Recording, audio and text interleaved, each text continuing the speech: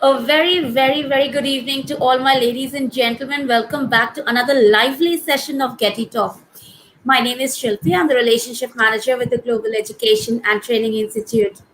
Well, don't you think in these times, in this very century, and the times that we are living in, isn't it very important that we also, along with the studies, give some type of life skills to the children and a sort of on job training so that it becomes easier for them to get jobs or to start something of their own?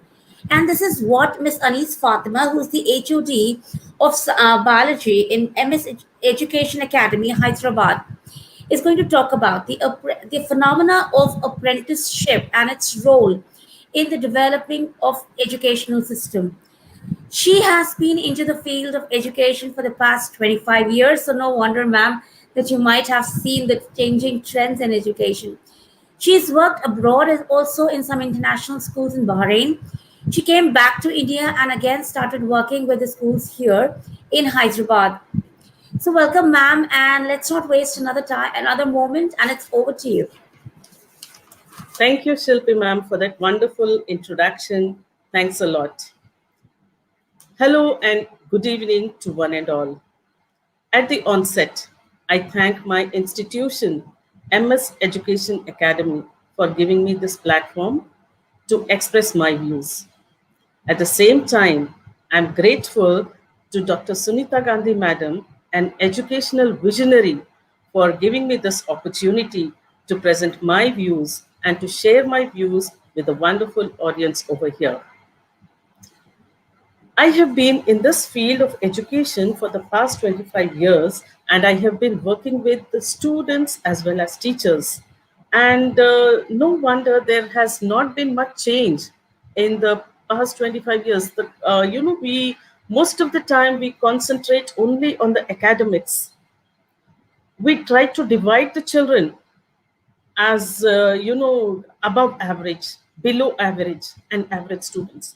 Is that the only criteria? Is that the only place the children can be placed? No, children are multi-talented. They have hidden talents. Those talents have to be taken out. Whose duty is it?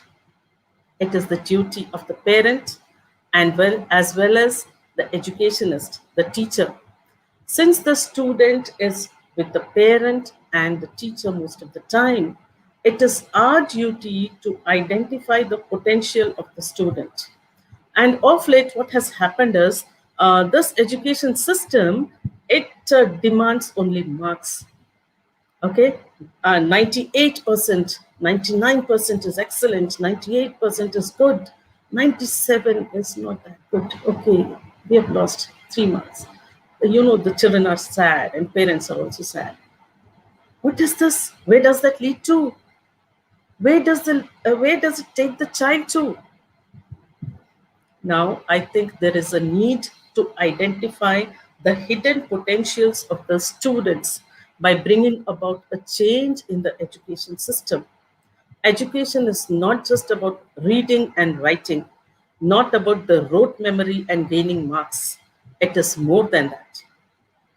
It is training the mind, training the child in the life skills.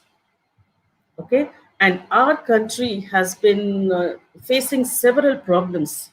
So I'm going to discuss about the various problems faced by the students and by the educationists in this time. So I'm going to share my presentation.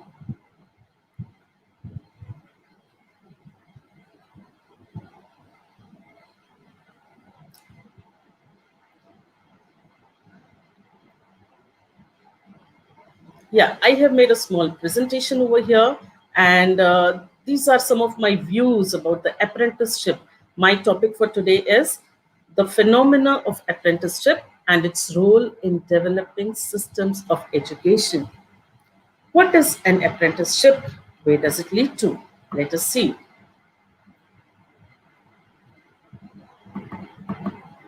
Yeah, I'm just trying to maximize it. Okay.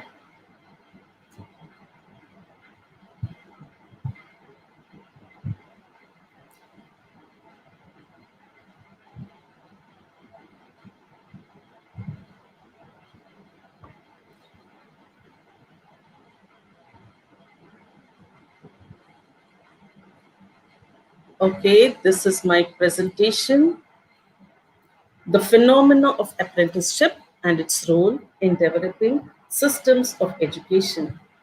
An apprenticeship helps the student to develop various skills.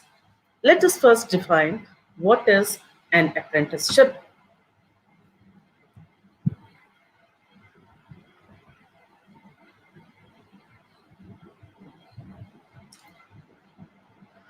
Just a minute, some issue with the PPT over here.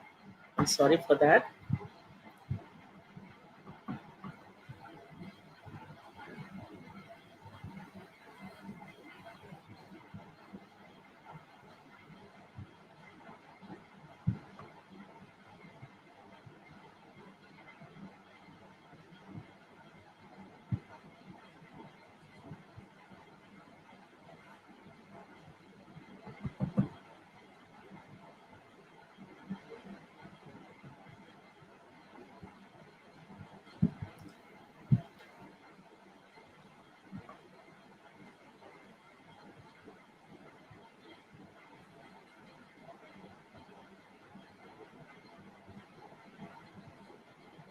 Shilpi madam, could you please help me out with this PPT?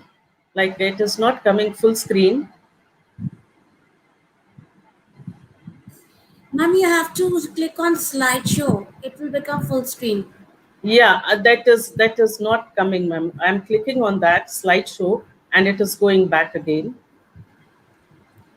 Ma'am, it is visible, so I think you can go ahead with the topic. But I'm not able to click on the next slide. That is the problem. I thought I would Click go with on the that. slide itself. Click on the slide itself. So this is what is happening. If I move the arrow mark also, it Can is I, going one back. minute, ma'am. Do not worry. Let me just remove it and you put it on slideshow. Then I'll add it back. Should I should I stop sharing? No, you I just will have to stop click on sharing slide. and share screen. Okay.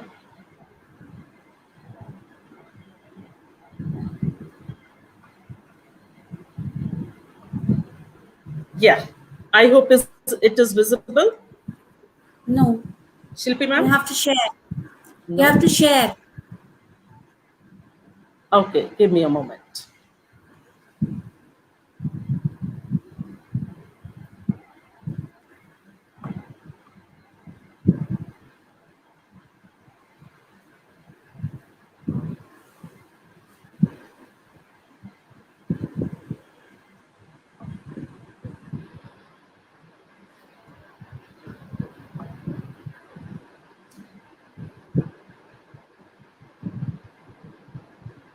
Ma'am, you have to share and then go to application window.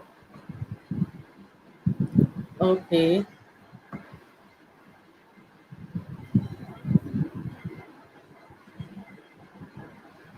I'm going to share screen. Okay. Application window.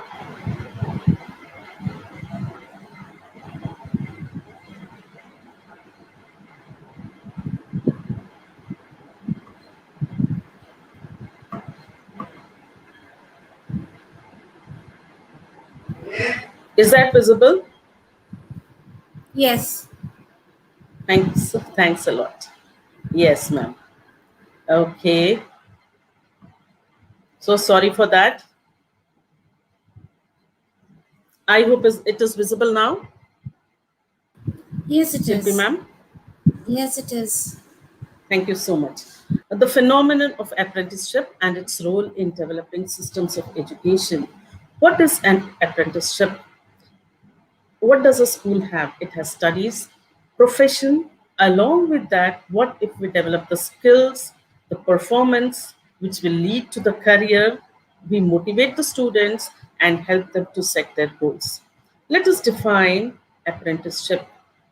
It is a form of vocational training in which the apprentice or the student learns a trade or a craft in a dual system consisting of both schooling and training on the job, where They are usually under an employee contract. It helps in creating skilled workforce. So, what does it mean? What do we understand from this? It is a form of vocational training, a trade or a craft, along with schooling, along with the studies, along with the academics. A child acquires a skill, which in turn helps him to earn a living, helps him to develop that skill so that he can build a career on that skill. It helps in creating skilled workforce later on. What does an apprenticeship lead to? It leads to experience, a real world experience. The child actually handles the tools and he develops his skills. It lowers the long term costs. You know what happens once the child completes the schooling, then he completes his graduation, he takes his degree and goes in search of a job. A lot of time is wasted. Instead, when this skill based education is introduced, the child would have learned half of the skill. It builds the next generation of reliable workers. The companies, the industries who wish to, absorb these workers, they already have experienced workforce and they can absorb them easily. It's an opportunity to earn while you learn. So young students can learn, they can go to the school, and they also at the same time they start earning a living livelihood. They gain qualifications or learn a new skill or a trade. They become a member of a professional body. All this at a very young age. Okay, now let us see what are the problems. Since we don't have all this in our education, since this apprenticeship is not linked to our education, what are the problems that are being faced by the students? Let us understand. Our students lack career guidance. There is no proper guidance for the students. So ultimately, what do? They are forced by their parents to select a career which the parent in their times weren't able to continue with. Or they are totally confused as to what career they have to select. Another problem is poverty. Poverty will sometimes face the children into child labor. There are school dropouts because of this. This will lead to child labor. But then there are other issues like brain drain. What is brain drain? Brain drain is nothing but a talented and an experienced and highly qualified person.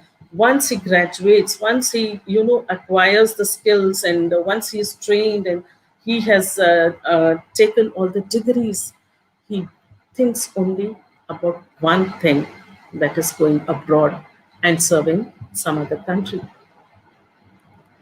So, is that right? Are we not supposed to control this brain drain? Are we not supposed to make our children serve their own country? Of course, there's a lot of income and all that, but there are several other issues associated with it. People who have left their country, they have become homesick, and there's nothing like our homeland. So why don't we train our students to serve our country? Last but not the least, the present Ma'am, pandemic. Yes, ma'am. the slides are not moving. No, no, I am discussing the same slide. Okay, Okay. okay. The present pandemic. Last but not the least, the present pandemic. It has left the entire world in a state of confusion, and it has affected education to a very large extent. So, how are we going to solve all these problems? Now, talking about the first problem, lack of career guidance, I would like to cite an example. This is a real life example of a young boy. In his childhood, he was very much interested in machines and how they worked. He would break and then join them, and then he was very much interested in the switchboards and all that. He wanted to repair those things. His talent was not identified at the young age. And then there was a lot of pressure academics, because every child is supposed to excel in academics. He cannot deviate his mind to such things. So he had that pressure. And then once he came out of school, he had no career guidance. Then he was forced into this pharmacy, which was not at all his area of interest. Nevertheless, he graduated, but then he could not earn his living with that. He wasn't a successful pharmacist. Then somehow he had to, he had to earn a living, try to get a job, and ultimately he ends up being a teacher. Just imagine a child, an intelligent child, who could have, made new inventions, made new discoveries without a proper guidance, without a proper counseling. He is left into the world alone. So this was a very sorry state, and I had always felt very bad for him. The other problem, the problem of poverty, the economically backward class, uh, the children are forced into child labor. It is a serious issue. It is a crime. Yes, it is a crime. But think about the poverty in that house, in that household. There is no earning member. There's no harm in the child going out and working, but he cannot work under the harsh environments. What if an adult takes him under his guidance? If the adult trains him and at the same time pays him something? What if an adult, gives us guidance and he's under the adult supervision all the time? He earns and then he has enough time to go and attend school. Okay, so child labor, it may be considered as, as an essential part of a poverty stricken family. But then education can take care of that. We have to create measures uh, for educators to produce a handful of career pathways for children. So children at the school level itself, they should be allowed to choose their own career.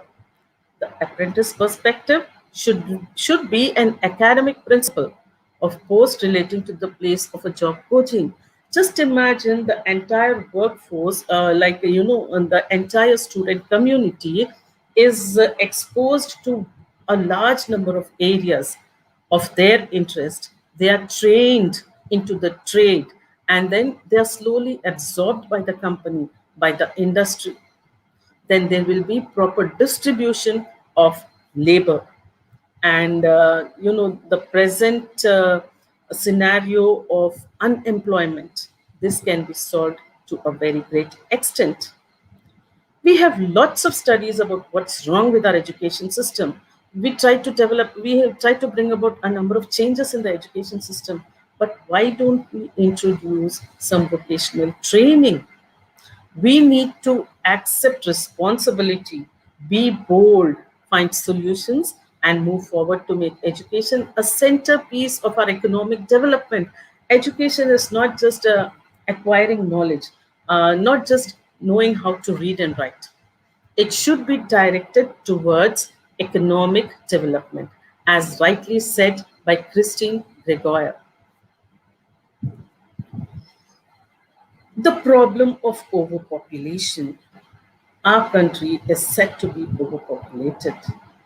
But then, the same population, if it is put into proper use, if they are properly channelized, if every individual is counseled, if every individual is allowed to select the area of his or her own interest, they are given proper guidance, then the same population, the large population, it can work in various fields and it can help in nation building. Most of the time we are, into these petty issues, local issues. Why don't we go beyond these issues? Why don't we think about our children? Why don't we think about training our children for certain trades? See, when they are caught young, catch them young at a very young age, explain to them about the problems the country is facing, about the various solutions that can be brought about. Here is an example. The Zimbabwe Farmers Union thinks school children and students should be in the front line to raise awareness and trigger action against climate change, a major threat to food security in their region. Young farmers act as agents of change and influence older farmers to shift from the conventional old agricultural methods to the new techniques that improve adaptation to climatic change. So, this young workforce can bring about a great change to the economy. So, isn't the government doing anything regarding this? The government is definitely doing. There was the other day there was this news article. Delhi government starts 8 skill center at ITI campus. So the education minister of Delhi, Manish Sisodia, said that post the COVID-19 pandemic, students will require more skills and secure jobs. So post the pandemic, during this pandemic, people are helpless, people are jobless, students are not going to schools and online education. All of us know how effective it is. So there is a need for the skill development. He said that the government had started the first skills center in 2015 in collaboration with Singapore government, and since that tremendous results have been found. So this skill development center was started and it was a great success. Students from the center secured much better placement. Please concentrate on this statement. Students from this skill center got a better placement when compared to the Delhi University graduates because there was a clear demand for skills in the job market. There was no demand for the highest marks and all that. There was a demand for the skills. Now, talking about the present pandemic, we are, we have adapted to this new change. Okay, this is the new norm, online education. The students as well as the teachers have taken up now, and students and teachers are able to communicate freely. But what has happened to that you know, the earlier form of education where there was a physical presence, where the child was actively participating in the conversations. Now, I think that every child is behind a camera, every teacher is behind a camera. And undoubtedly, this is, a great advantage also, I feel, because the entire education has now condensed into the small screen. The students are left with a lot of time, lot of spare time. It can be taken as an opportunity to hone the innate potential, innate talents of the children. They can be directed, they can be, trained into various professions. And most importantly, the family businesses. The students were left behind. The students were made to go to school, and going and coming back to school, they would after coming back from school, they would attend tuitions and they had a regular routine of their own. But now that routine is broken. Students have plenty of time, so it has opened up a whole lot of opportunities.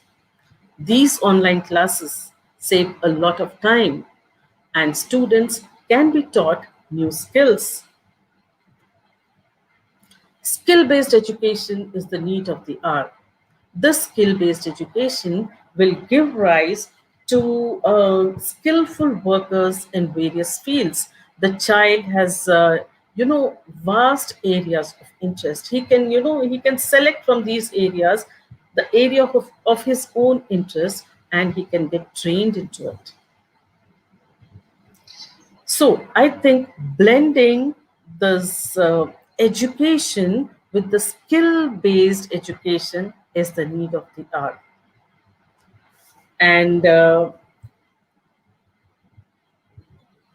this the phenomena of apprenticeship, okay, the apprenticeship, that is on the job training, can be easily adapted in today's time. Introducing students to some employable skills will also help them prepare and adapt to real work situations.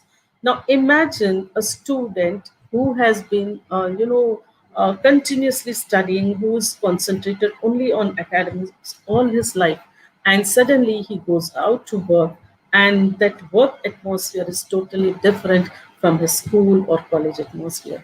He will take time to settle in that atmosphere. But introducing students to an employable skill will also help him to prepare and adapt to real work situations without much effort. It will ease the transition phase. What is this transition phase? This transition phase is that phase from where the child has graduated. He has taken his files and he has gone from one company to another in search of job, and finally he settles down. That transition phase will be stopped, and then it will ease the transition phase from being a student to being a professional, so that long term, the long struggle can be stopped. The student can easily switch over to the area of his interest, and he can be employable. Now, I would like to put all my points together here. It is high time we created technically skilled persons in classrooms rather than encourage rote learning. All these years, we have encouraged rote learning, we have concentrated on the marks. And a very sorry state, I must tell you, I would like to bring to your notice here is, because of this competition, because of the marks, and because of this, excellence in academics and all that, every year precious lives were lost. And that pained me a lot. And one good thing about this pandemic is all the students are promoted, and we have not heard any such news. And that would really touch my heart. Why there is a need for scoring that highest marks? Why can't the child go for the skill development? So it is the need of the hour. We need to identify the skills of the students at an early age, give them proper channel and direction, bridge the gap between the organizations and the candidates. Instead of the candidate going in search of a job, the organizations can train their candidates in the school campuses, in the college campuses, and absorb them into their companies. Reduce the mad rush for MSET and NEET. How many of you want to become doctors? How many of you want to become engineers? Yes, no doubt, that is an area where everybody wants to go, but then that is not the only place. Once you do not get a seat in MSET, you're greatly disappointed. You have those suicidal tendencies. You feel, in spite of putting all the hard work, I'm not qualified. See, it is meant for somebody else. But then, by the time the child realizes that it was not meant for me, it would be too late. So, there is a need to identify the child's potential at a very young age, and we need to direct them to a proper channel so that they can build their own career. Not everyone can become a doctor or an engineer. Rather, only doctors and engineers do not run the country or the world. We need a whole lot of skill based workers everywhere in every field. So, why don't we distribute these skill based workers in various fields? We need a form of education system that trains the young citizens to take better care of their future collectively, take better care of their country, stop the brain drain, stop thinking about going abroad and earning a living. Our children, they are our children, they are the citizens of this country. Stop them, make them work for their own country. Let everyone take the positions and do justice to their post, and at the same time enjoy what they do. That is more important. And once they have selected their career at a very young age, they will definitely enjoy what they do. The outcome will undoubtedly be a balanced and a smooth running economy. So, isn't the government doing anything about it? Isn't the education system doing anything about it? Yes, the national education policy has been enforced. Okay, it is going to be implemented. I have just gone through this Sarthak. Sarthak is nothing but students and teachers' holistic advancement through quality education. This is a plan for the implementation of national education policy. Okay, so what does it promise us? In the last 10th chapter, I came across this vocational education. Yes, our national education policy has come up with vocational education. At least 50% of learners through school and higher education system shall have exposure to vocational education. And I also have read a phrase wherein the students are going to have bagless days. They are not going to go to school with their bags. Okay, then what are they going to do? They are going to develop their skills. Vocational education will be integrated into all school and higher education institutions in a phased manner over the next decade. Focus areas for vocational education will be chosen based on skill gap analysis and mapping of local opportunities. It will constitute a national committee for the integration of vocational education, consisting of experts in vocational education and representatives from across ministries in collaboration with industry to oversee this effort. So this is an excellent way of introducing vocational education at the school level. Now, what does task 237 say? Short term training courses, preferably online courses. So, this is also quite possible, not just the offline schools, but online classes, online courses also will be designed for vocational trainers as per the state curriculum and assessment framework by SCERTs and DIETs. Apart from regular teachers who are trained in imparting vocational education, trainers will be drawn from various sections of the society for their expertise in different vocations as a guest faculty. So the guest faculty will be called and they will be asked to train these young minds. External trainers who are experts in their vocations can also be invited to act as master trainers. So let us keep our fingers crossed and let us see how well this national education policy will be implemented. And we hope for a brighter tomorrow. We hope our young generation will get a proper direction, they get proper career counseling, and they get proper job opportunities in their own country, and the brain drain can be controlled, and our own skill-based workers work for the development of our country, and ultimately they bring the economic development, and our country will become a developed country from the developing country. Thank you, Shilpi ma'am. Thank you for giving me this opportunity. And I'm sorry for the technical glitch at the beginning. It's okay. It's okay. Thank you, ma'am, for taking out time during the month of Ramadan, being such a holy Thank month, you, ma'am. and being here with us. Thank you. I just hope that with your prayers and blessings, everything around us would be peaceful. Um, Sure. so, coming back to the topic, when we talk about Yes, life ma'am. skills, so should those life skills be subject, integrated? They need Keeping not be in subject integrated. not Yeah. be. Yes, ma'am. Yeah, yeah. Please, you can continue. Yes, ma'am. Yeah. No, like subject integrated in the sense, for example, a child has interest in a certain subjects. So life skills pertaining to that, for example, if he is into biology, then something related to his interest of botany. Biology is a very wide subject. You have Yes, subparts to it. yes, So yes, life skills in keeping with that, well, can they be given to the child in the school? yes, they can be given.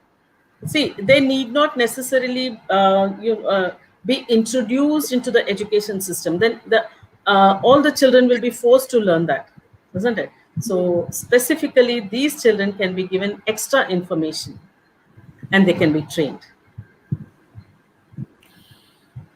Isn't it a little cost, um, you know, incurring a lot of cost for the schools to, if they start introducing life skills along with normal education? I mean, I'm looking at the present situation, and it's after effect for years to come. It's not going to be recovered very easily. So, introducing life skills, does it also incur a lot of cost? Very good question, ma'am. But it will be worth it. It is definitely very costly. It is going to be costly. But then every parent is interested in investing in their children, right? As Yeah. parents, you and I, as a parent, we do our best to invest in our child. So most of the time, we end up paying for useless things.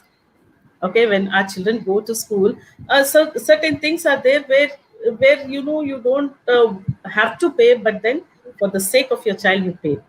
Why don't you invest in this life skills?